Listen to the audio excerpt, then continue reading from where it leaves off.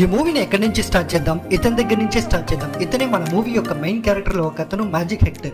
Magic పెట్టి చాలా డబ్బులు సంపాదించుకోవాలనే ఆలోచనతో వెళ్తున్నాడు. ఇతను ఎక్కడికి వెళ్తున్నాడంటే టాలెంట్ పెట్టు గిఫ్ట్ పట్టు అనే ఒక టాలెంట్ షోకి వెళ్తున్నాడు.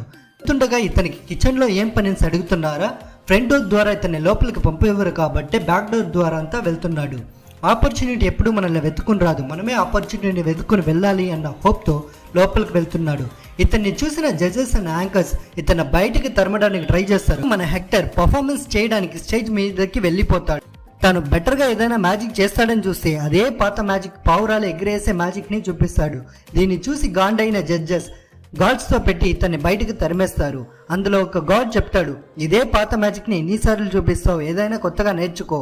ఇదే మ్యాజిక్ని చూపించావంటే నువ్వు ఎక్కడగా వెళ్ళవు, నీకు ఎక్కడ ఆపర్చునిటీ దొరకదు అని చెప్తాడు. దీన్ని విన్న మన హెక్టర్ అది నిజమే కదా